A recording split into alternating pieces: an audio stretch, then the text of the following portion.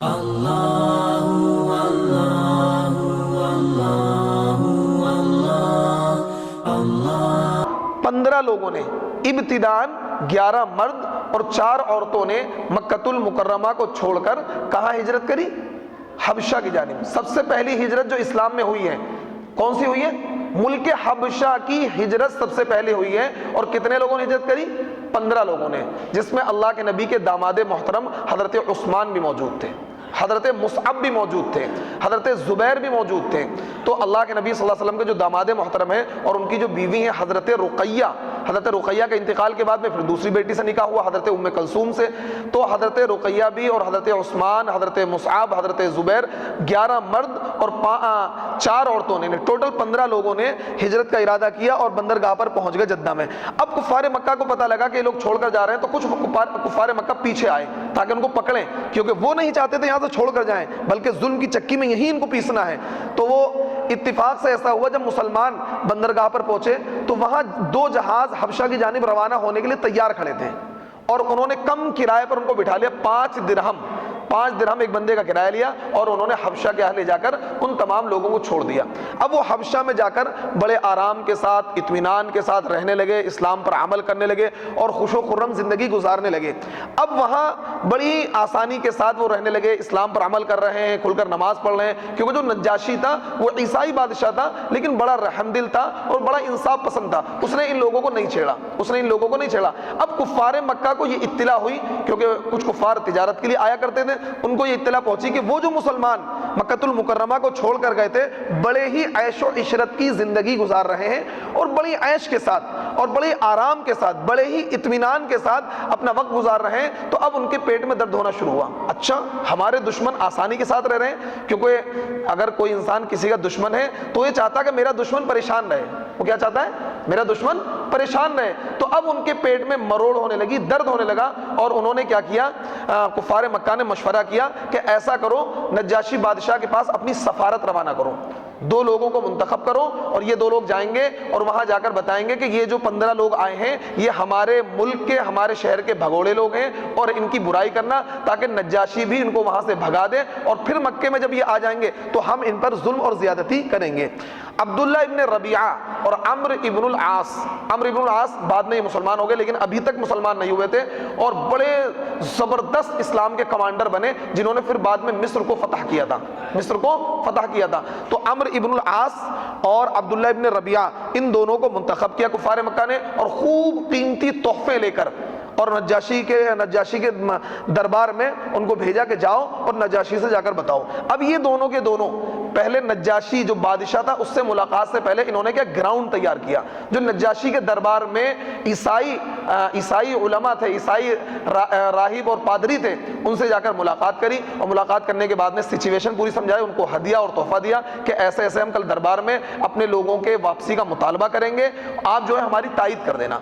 उन्होंने ठीक है भाई, हदिया और तोहफा मिल चुका था, उन्होंने कहा ठीक है जी, हम तो आपकी तायीद कर देंगे। अब कल जब दरबार लगता है, ये दोनों के दोनों वहां पहुंचते हैं और पहुंचने के बाद कहते हैं कि जनाब हमारे कुछ लोग जो बड़े ही शरीर लोग हैं और हमारे गुलाम लोग हैं, मक्कतुल मुकर्रमा को छोड़कर वो यहाँ आ गए हैं। हम ये चाहते हैं कि उन हमारे गुलामों को, जो हमारे भगोड़े हैं, आप उनको हमारे हवाले कर दें, हम उनको वापस मक्कतुल मुकर्रमा ले जाएं।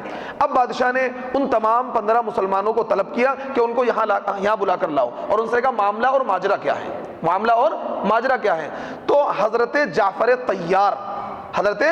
तैयार जो हजरत अली के भाई हैं, सगे भाई हैं, उनको मुसलमानों ने मुंतखब किया कि आप बादशाह से हमारी तरफ से गुफ्तगू करें, क्योंकि गुफ्तगू सब नहीं करते, गुफ्तगू तो एक ही करेगा ना, लीडर तो एक ही होगा, लीडर सब थोड़ी होते हैं। और आज मुसलमानों सब लीडर है, इसलिए मामला खराब है। आज सभी लीडर हैं, मामला खराब है, घर घर में लीडर है, इस्तिंजा का ढेला उठाओ तो उसके नीचे भी लीडर ही निकलेगा। तो इसलिए क्या है, हजरत जाफर तैयार को लीडर मुंतखब किया गया कि आप गुफ्तगू करें। तो उन्होंने बादशाह को खिताब किया, अय्युहल मलिक, ए बादशाह, ہم وہ لوگ تھے جو بتوں کی پوجا کرتے تھے، ہم شرک کرتے تھے، ہم زنا کرتے تھے، ہم قتل کرتے تھے، ہم پڑوسیوں کے حقوق ادا نہیں کرتے تھے، ہم عورتوں پر ظلم کرتے تھے، ہم عورتوں پاک دامن عورتوں پر کیچڑ اچھالتے تھے، اور ہم زناکاری کرتے تھے، قتل و غارت گری کرتے تھے، یعنی تمام برائیوں کو انجام دیتے تھے۔ لیکن ہم میں ایک شخص پیدا ہوئے جن کا نام محمد ہے، اور ان کی صداقت پر، ان کی امانت پر، ان کی سچائی پر، ان کی دیانت پر پورا مکہ متفق ہے۔ ہم نے نبوت سے پہلے بھی ان کو سچ بولتے ہوئے دیکھا، کبھی ان کی زندگی پر کوئی داغ نہیں ہے۔ وہ ہم میں مبعوث ہوئے اور انہوں نے ہم سے یہ کہا کہ میں اللہ کا پیغمبر ہوں، میں اللہ کا بندہ ہوں، اللہ کی طرف سے مجھے نبوت اور رسالت دی گئی ہے۔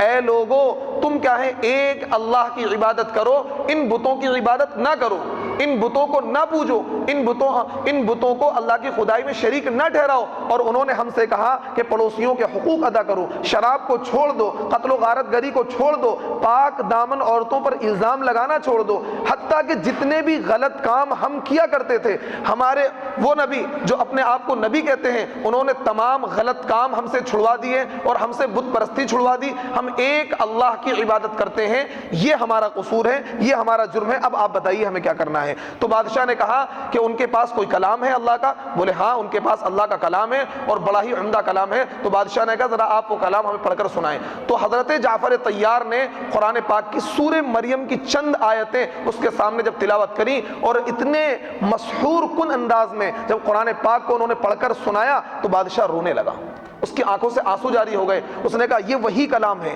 یہ وہی کلام، یہ تو انجیل اور توریت سے ملتا جلتا کلام ہے، یہ اسی کا پرتو ہے۔ تو اس کا مطلب یہ لوگ جھوٹے نہیں ہیں بلکہ سچے لوگ ہیں، اور ان کو عبداللہ ابن ربیعہ کو، عمرو ابن العاص کو، جو کفار مکہ کے سفارتی اور ان کی سفارت لے کر آئے تھے، ان کے ایلچی بن کر آئے تھے، ان کو کہا آپ یہاں سے چلے جائیں، ہم مسلمانوں کو ٹچ نہیں کریں گے، یہ اچھے لوگ ہیں، ہم ان کو ٹچ نہیں کریں گے، ہم ان کو پریشان نہیں کریں گے، ہم ان کو اپنے ملک سے نہیں نکالیں گے، یہ غلط لوگ نہیں ہیں، ان کو نکال دیا۔ اب وہ آپس میں بڑے شرمندہ ہوئے کہ اب ہم جا کر کیا جواب دیں گے، ہم تو بڑی امید کے ساتھ آئے تھے کہ ہمارا تو کام بن جائے گا، ہم مسلمانوں کو یہاں سے واپس لے جائیں گے اور پھر کیا ہے، ظلم کی بھٹی میں ان کو پیسیں گے اور پھر ان پر زیادتی کریں گے۔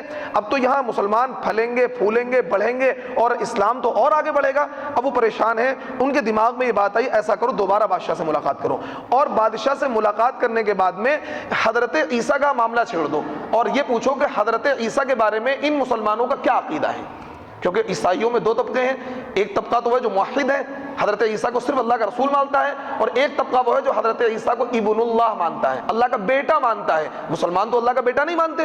اب اس نے اگلے دن دربار میں حضرت عمرو ابن العاص اور عبداللہ ابن ربیعہ نے دوبارہ رسائی حاصل کر لی، بادشاہ سے ملاقات کا وقت لے لیا اور مسلمانوں کو بھی طلب کر لیا، اور یہ کہا کہ اے بادشاہ سلامت، آپ ذرا ان سے مسلمانوں سے حضرت عیسیٰ کے بارے میں ان کا عقیدہ معلوم کیجئے کہ حضرت عیسیٰ کے بارے میں ان کے کیا خیالات ہیں، حضرت عیسیٰ کے بارے میں کیا سوچتے ہیں، کیا عقیدہ رکھتے ہیں۔